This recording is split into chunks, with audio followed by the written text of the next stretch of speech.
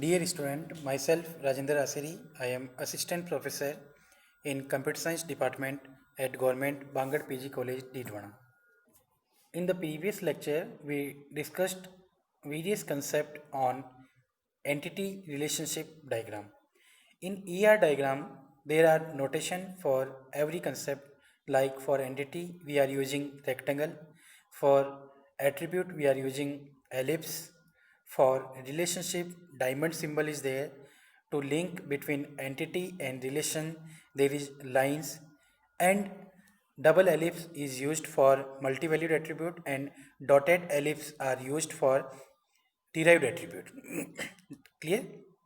Now, after that, we discussed a new concept about total participation and partial participation.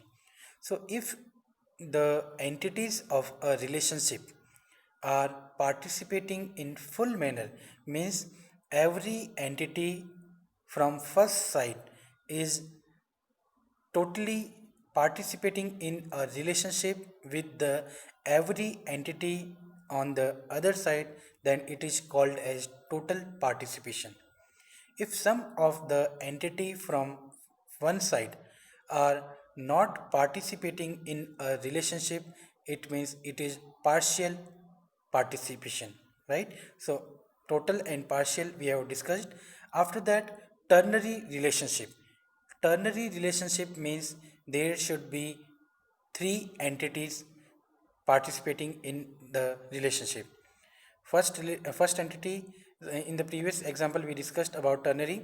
In that, there are three entities. First entity was customer or employee, second entity was branch, and third entity was job. Now in today's lecture, some new concept about ER diagram. The first thing is, whenever we are designing a database, then there are various design issues occurred. Okay, first is use of entity set versus attribute. Means the choice mainly depend on the structure of the enterprise being model, and on the semantic associated with the attribute in the question. So while deciding between entity set and attribute, the choice is mainly depend on the structure, and the structure of the database is related to which enterprise which we are going to model depends on that, and on the semantics associated with the attributes, right? Second point, so first is entity versus attribute. Second is use of entity set versus relationship. First is entity versus attribute. Second is entity versus relationship, right? Now use of entity set versus relationship set. Now, possible guideline is to design a relationship set to describe an action that occurs between the entity. We need to describe an action which can occur between two entity. Okay. In this manner, we can just define the relationship set between the entity set. Next is binary versus n array relationship set. Generally, in ER diagram, the most preferable relationship is binary relationship. And in the previous lecture, we discussed about ternary, but generally, ternary relationship is not practical in ER diagram. So, ternary relationship also converted in a binary relationship by using the abstraction concept. The top level entity or top level entity and relationship will become the abstract entity, and it will ternary relationship will be converted in the form of binary relationship. Okay, so binary versus n array relationship set, what will happen? Although it is possible to replace any non-binary n array, means where n is greater than 2, relationship set by a number of distinct binary relationship set. A n-array relationship set shows more clearly that several entities participate in a single relationship, right? Next is placement of relational attribute. This is also very important. Okay. Next is binary versus non-binary relationship.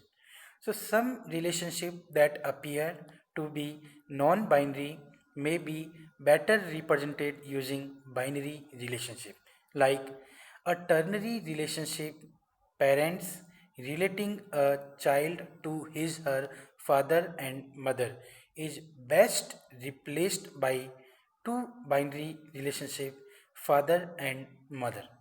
Okay, if you are saying that parents, then they are linked, in parents they can be father or mother, so they are linked with their children. So we can better replace this ternary relationship by two binary relationship, father and mother.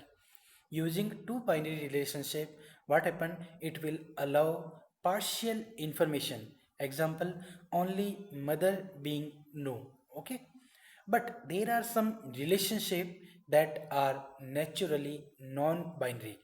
In the previous example, if you remember, we used a relationship between employee, branch and job, and the relationship name was works on. That works on relationship is non-binary, and there were three entities involved. That's why that was ternary relationship, right? Next, now the question arises, can we convert a non-binary relationship into a binary form? Yes, we can do this.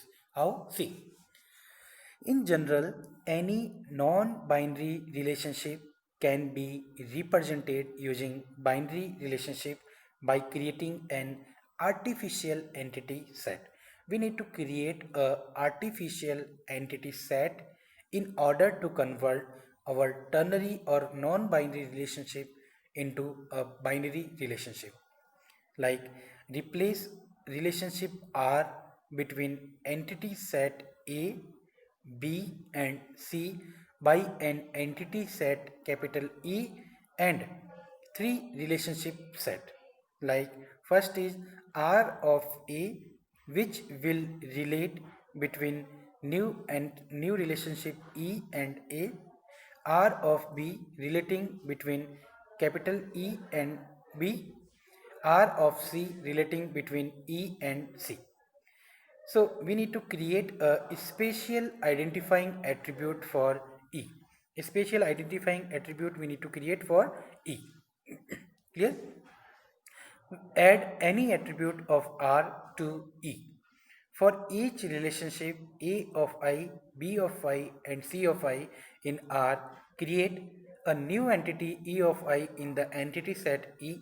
Create a new entity first, then after that add that entity to RA, add that entity E of I and B of I to R of B and add E of I, C of I to R of C. So in this manner, we can just convert our non-binary relationship into a binary relationship. Okay, see, whatever we have gone through in the example, suppose A, B and C entities are there and they are associated with a single relationship, that's why it is a ternary. Now our objective is to convert this ternary relationship into binary. How to do that? So we just take a new relationship or new entity capital E, right? So see here, A, B and C are the existing entities and E is the new entity we have taken. Now this new entity is associated by with every entities A as well as B as well as C with help of relationship between A and E R of A, between B and E R of B and between C and E R of C. In this manner, if you see between any two entities there is only one relationship. Here in the previous case there are three entities associated at the same time with a single relationship, but in the right side we have converted this ternary into binary relationship by including a new entity E in this setup. Okay. Mapping cardinality affect ER design. If you see in this example, we have taken customer relation and second is account relation. So mapping cardinality generally affect the ER design. How? it can make access date an attribute of an account. Access date is the attribute of the account relation instead of a relationship attribute. If each account can have only one customer, if every account is having one customer, then access date is an attribute of the account instead of relationship attribute. Right? This is the relationship from account to customer. Is account to customer is many to one because more than one account can be held by one customer. If you see, Johnson is holding a 101 account as well as a 201 account, right? So it is a one to many relationship, or equivalently customer to account is one to many, customer to account is one to many, right? Next is weak entity set.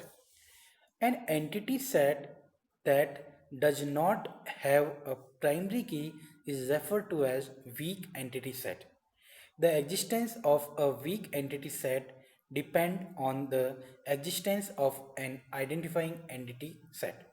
If you are saying that token or payment, so for granting for the issuing the payment or debit or credit of the payment, we are generating a token number. Okay, every day token number starting from 1 to 50.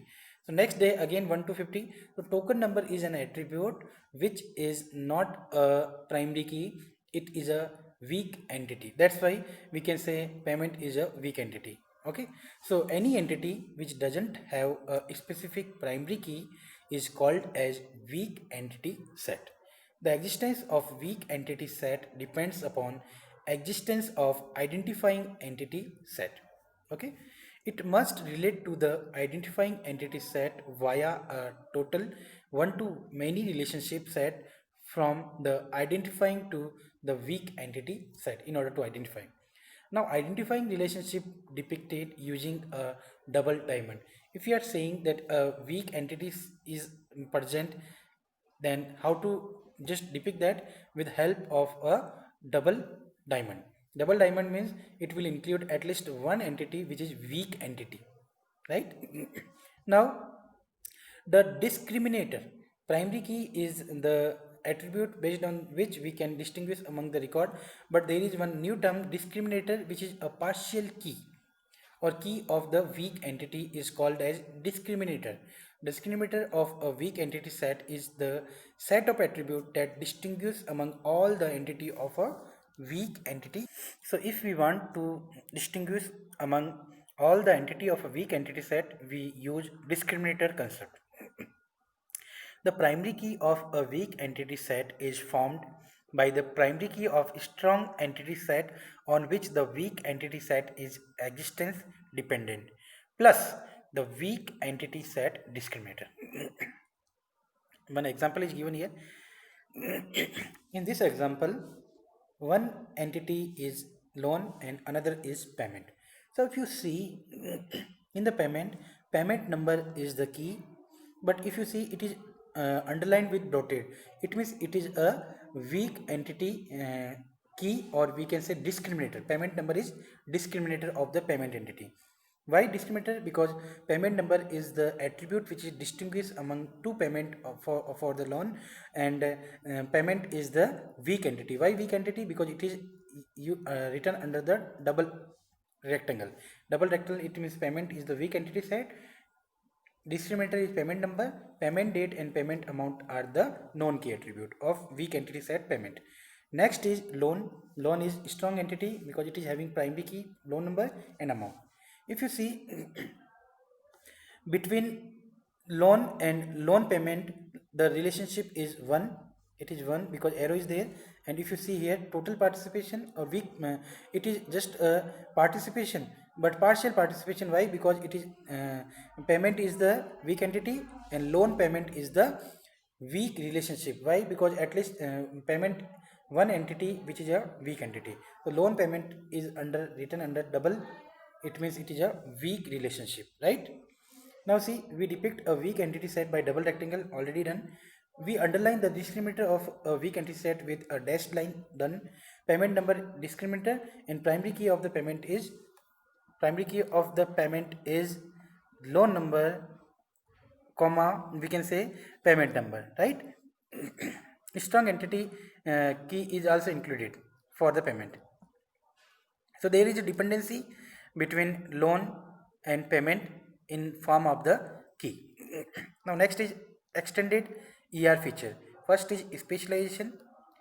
Now in top-down design process, we designate subgroupings, subgroupings within an entity set that are distinctive from other entities in the set. These subgroupings become low-level entity set that have attribute or participate in relationship that do not apply to the higher level entity set. Very important.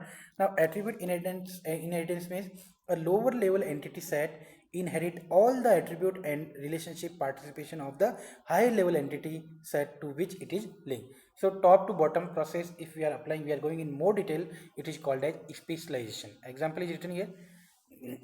Suppose I am saying employee. So employee can be of various category, and so to specialize, we have to use a triangle like structure, and in between we need to write down is